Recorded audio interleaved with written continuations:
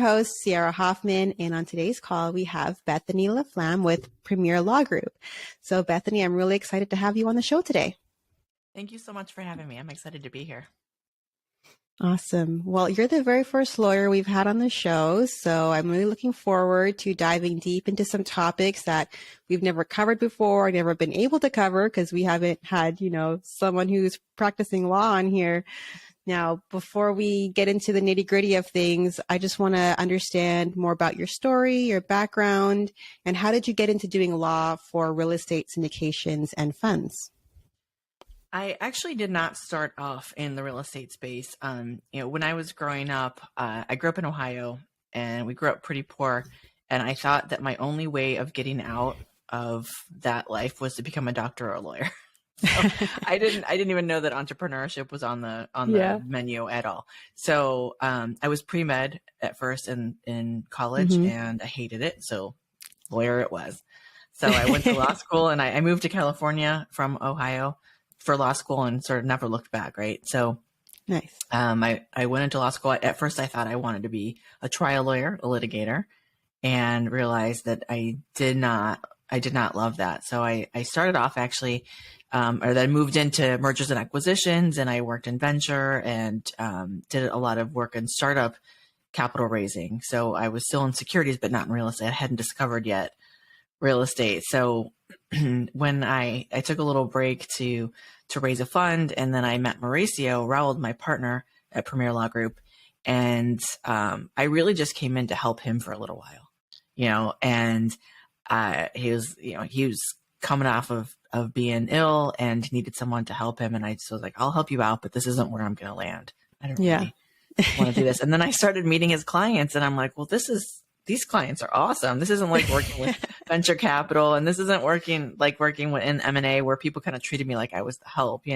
I was like getting to partner with people and really help people achieve their dreams and build their empires and leave their W-2 jobs. And it was just much more satisfying. So, I just kept doing more and more and more, and now I'm running the entire firm. So, oh wow! So here I am, because I was doing these documents, and I'm like, wait, what do you mean they get returns right now?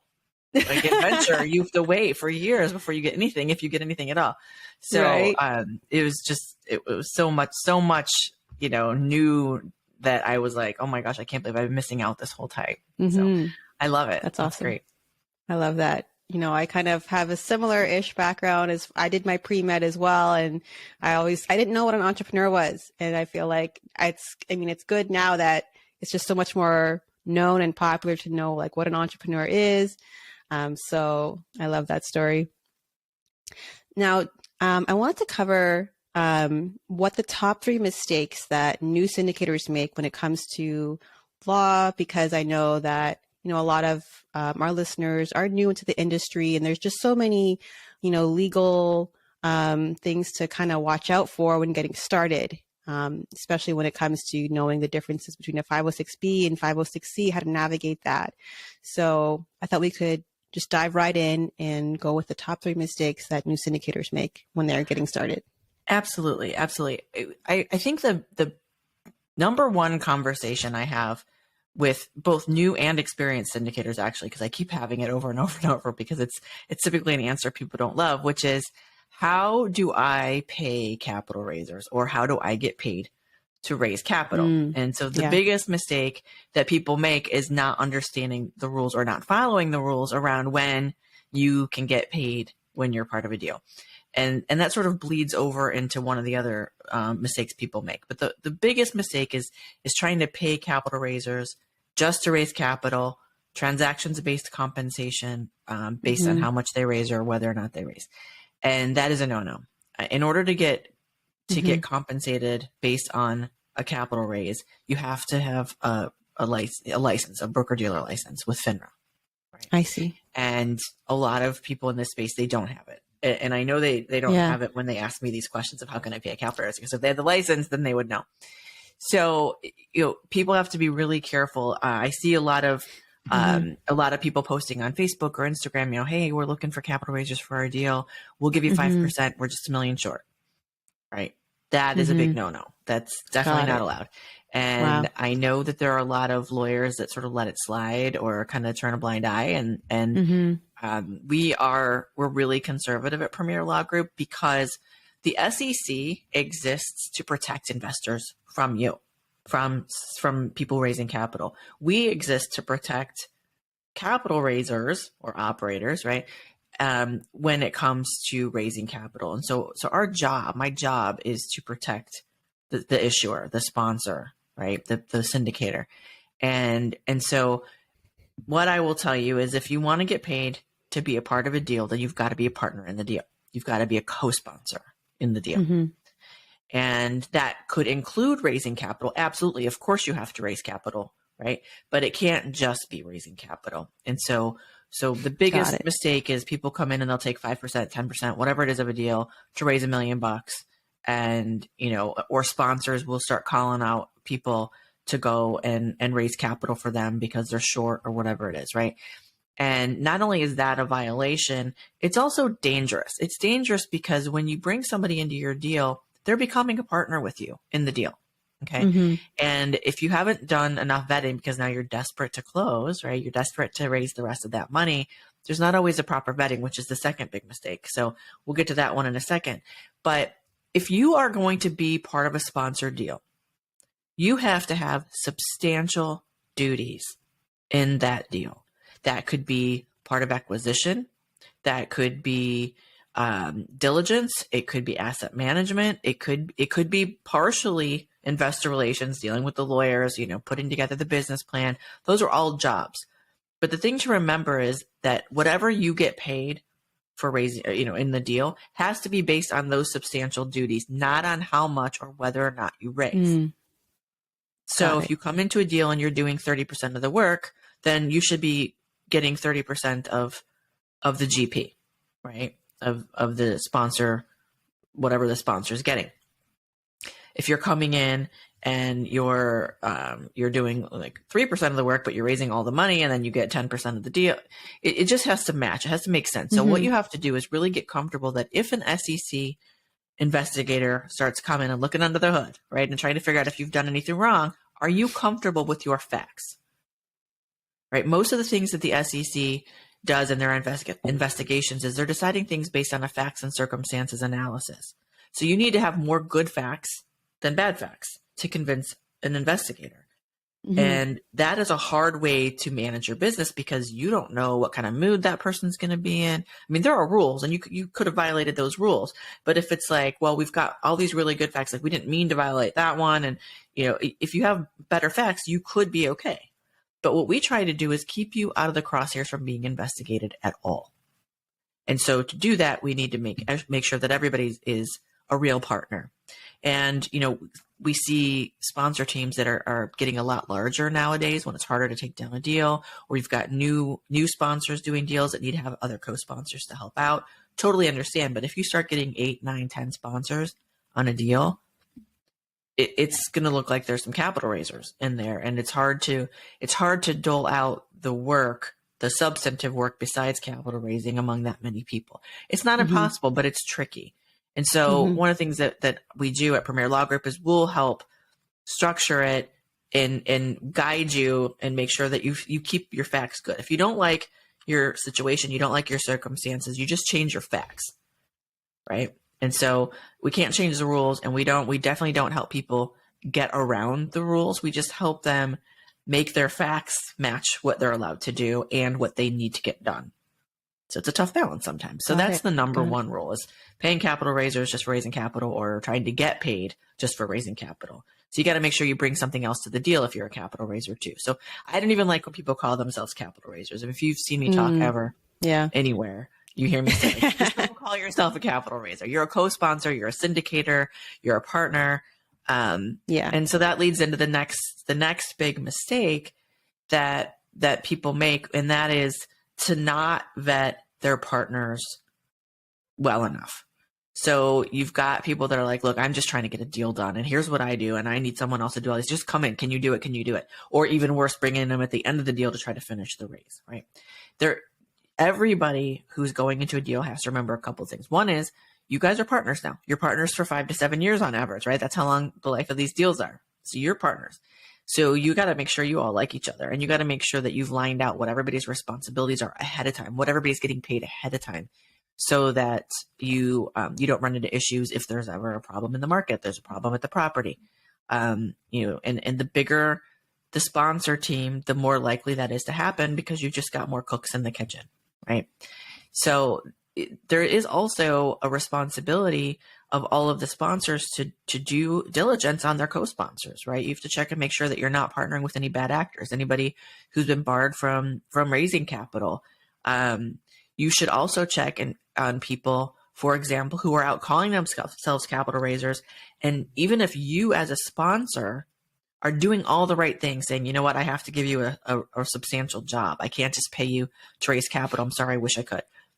If that person's still getting paid for raising capital for other people's deals, that could make you a target. So you've got to do diligence and see what kind of person am I getting into business with here? Are they getting paid to raise capital for a bunch of other people?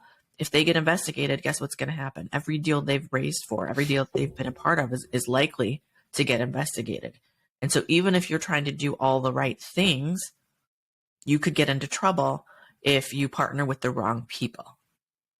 So that is really the second one. And I'll pause for a second because this one usually raises a lot of questions. So I'll pause for a second in case you have some questions for me. Yeah, I would say, you mentioned being able to vet people's backgrounds. How do people go about that? What's the good, like, other than just, stalking them on social media, how would we vet these people? Right? I mean, so much is out there, right? I mean, people just can't help themselves, especially capital raisers, because they're out promoting whatever deal they're working on, right? And so, which is going to get me to the number three issue. So they're all kind of related. But yeah, good old Dr. Google and stalk them on social media for real. I mean, you could go as far as getting a background check, and I definitely recommend that if you're going to be really partnering with people, get a background check on everybody, and you offer it too. I mean, and if anybody tells you that they don't want to do that, it's kind of a red flag, right? Now, do you need to go so far as to like dig into their credit history? I don't know. It depends. Are you going to have them sign on the loan? It depends on the circumstances. But for sure, anybody who's going to partner with you, if they're upset about you trying to dig a little bit deeper, that right there is a red flag. And securities issues they're serious. So you want to make sure that you're not inviting trouble, because if they raise $1 million for you, that's awesome until you have to give it back because they turn out to be a bad actor. So yeah, I mean, we're all pretty good at these days about stalking people on social media. There's so much out there publicly now that it's kind of easy now to find. Exactly. And Google, it's hard to get rid of anything on the internet. This is what I always tell my 15-year-old daughter. Can't delete anything. Very true. Yeah. So the third biggest mistake is, and it kind of goes along the lines of not knowing who your partners are, but you have to understand your investment, your strategy up front, because if you get excited, and a lot of students do this, right? When they first come out and they're learning how to do a deal and they're so excited and they get under contract and they're just blasting it all over social media. Like, oh my God, you guys, everybody look, we're under contract. And then they come to me and they're like, okay, we're going to do a 506B, which means that they want to be able to accept non-accredited investors. Well, guess what? If you are able to accept any non-accredited investors, and I know you wanted to know what the difference between 506B and C is, actually, I'll pause for a moment and say that. A 506B is an offering where you can accept into your deal up to 35 non-accredited investors and unlimited accredited investors. An accredited investor is anyone who has a net worth of $1 million or more, not including their primary residence, or has had income of $200,000 or more for the past 2 years and is reasonably expected to have that again this year. And it's $300,000 if they're going to include their spouse.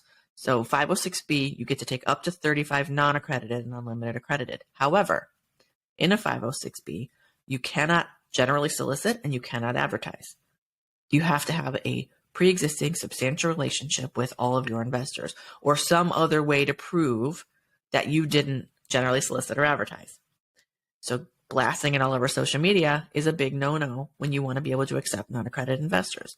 506C, you can blast it all over social media. You could take out a billboard. You can do a TV commercial if you want to, as long as it's true and not misleading. But then every single investor has to be accredited, and you have to take reasonable steps to actually verify that they're accredited before you take their money. So those are the two big differences there. So if you decide, hey, you know what, this is my first deal and I really want to let some of my family members in. Well, I don't know about you, but my family members are not all accredited investors. So if I was going to do a deal and I wanted to allow some people that I have close, substantial relationships with, it would have to be a 506B deal. But that wouldn't be available to me if I got all excited and I blasted all over social media that I'm under contract, because that could be construed as what's called conditioning the market. So even if you're not on social media asking for money, even if you don't give the address of the property or show pictures of the property, if you go out there and start talking about a deal when you have 506B, a 506B offering, then it could be conditioning the market, which is also not allowed. Right? So the SEC regulates both the offer and the sale of securities. So if you're out trying to drum up excitement about your deal, that looks like an offer. So that's a big one. And this kind of goes back again to when you don't know all of your sponsors. I've actually had it happen where there was a sponsor team, about 6 or 8 people. They call me. Not everybody was on the call right away. They say, well, we're going to do a 506B. Okay, great. Have you advertised? No, we have not advertised. Okay, great. You hear all the rules. Then they call me and say, okay, well, one of our partners actually put it on social media, like the 6 out of the 8, right? Put it on social media that we're under contract. That blows the exemption for the whole deal. So that one post, just because they weren't clear with all their partners about what their investment strategy was going to be, probably because they weren't really acting like true partners, then that blew the exemption, and then they were limited to accredited investors only. So that was a big disappointment for their team. So now I try to remind people up front, like, hey, just make sure, as you guys are looking at properties, I know it's not really time necessarily to engage your securities lawyer, but be mindful, because you could blow it before you even ever get started in the raise. So, the social media is kind of a big one, and people are always asking me, what can I post? What can I not post? And the answer is, if it's a 506B deal, you really are limited to education, any value add. You can talk about your team. You can even talk about like what markets you like. We like multifamily. We like 500 or whatever. Not 500 units is kind of whatever, however many units you like. You can talk about like Class C buildings or whatever it is. But I would advise you to start doing that consistently before you have a deal, so it doesn't look like you're conditioning the market, like you're quiet. Suddenly you have a 506B offering, and all of a sudden, well, we're not talking about deals, but we are talking about how great we are. So you have to just think about, like, what is the reason I'm posting this, right? If it's to drum up investor interest, then you can't do it in a 506B. In a 506C, you can say almost anything, as long as, again, it's not misleading, as long as it's true. And so you've got a lot more leeway of what you can say in a 506C deal. Now, I still like to check out my clients' posts and their websites, even when they have 506C offerings, just to make sure. So, for example, you can't promise a certain return, right? You can't say, hey, we're going to 10x your money. You can't say, we are going to get you a 30% return. That sounds a little promising for the SEC's taste. So we do like to give disclaimers and or at least kind of soften the language. And then, another point on social media really is, you should be treating your social media like a top of funnel. You're not going to close deals based on an Instagram or a Facebook post or a YouTube video. No one's going to invest $100,000 or more based on one post that you do. So there's no reason really to risk it. Right. Yeah. Right? You're filling your funnel. So I know I just kind of put a lot at you. Really. No, that's good. That's really, like, I've actually learned a lot already in the 20 minutes that we've been together. I have a couple questions in regards to the last topic we just covered. Yep. The first question I have is, so you mentioned, you need to have a substantial relationship with your investor on a 506B. So how can you prove that you have that, other than them being like a relative? Like, at what point can we say, I have a substantial relationship with this person? That is a really great question. And the best way, we actually offer an 8 steps to turning a podcast listener, for example, into a 506B eligible investor. And I can send that to you if you want to send out to any of your listeners and viewers. We give it out just for free because I want everyone to know. But the SEC has given us some clear guidance here. And the best way to prove it is a couple of things. The first one is you want to make sure when you meet someone that you take it a step beyond meeting them. You want to have them even fill out a questionnaire, for example. So if someone reaches out to you from listening to this podcast and like, hey, I want to invest with you, Ciaara.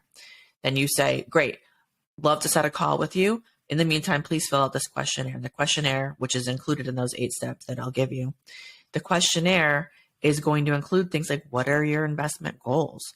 Some of it's pretty personal, like how much do you make? That's actually relevant when you're talking about how much people are thinking about investing. You're going to get an idea of their level of sophistication, right? You're going to get to know them.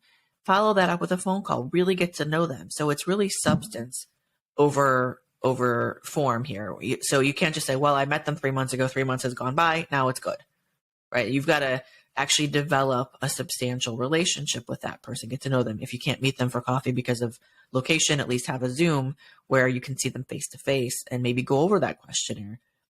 So those are some guidelines to developing that relationship. The other thing is to keep immaculate records.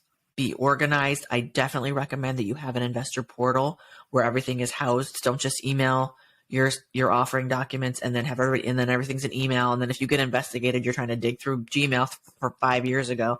Keep everything really organized on an investor portal. I highly recommend that. And that's going to help you. It's just peace of mind too, but also investors start asking for stuff. You can easily go and get it and send it to them without having to search through and dig and find things.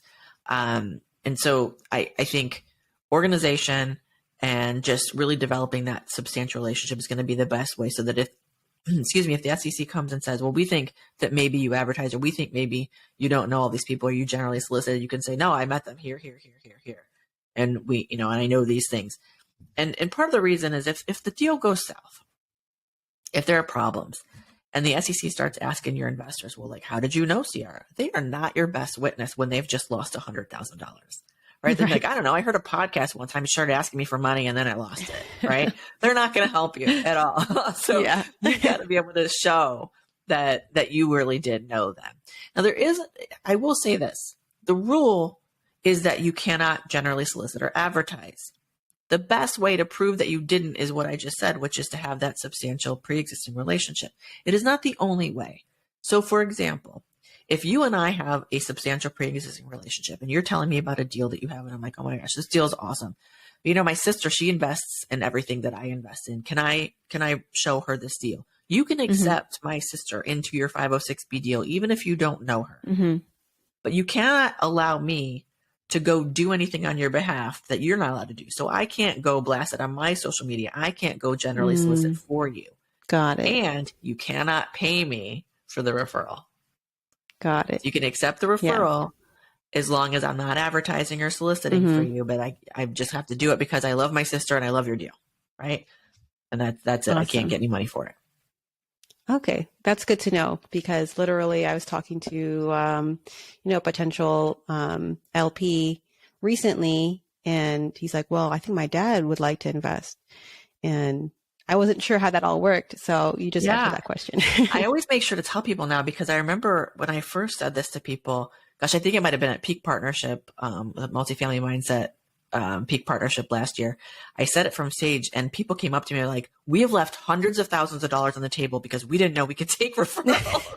I'm so sorry you didn't know that. So now I feel like it's my obligation to tell people, like, no, you can take referrals. Please take the money. Yeah. Awesome.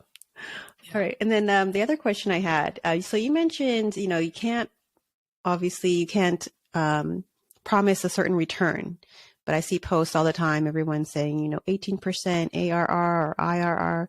So do you just have to always have a disclaimer? How does that work? Or are people just always breaking the rules?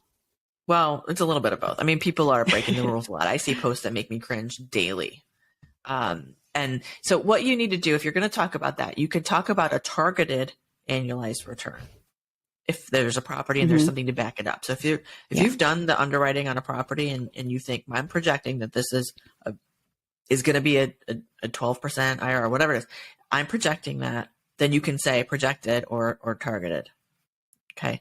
But always have that work, that it's not guaranteed, whatever.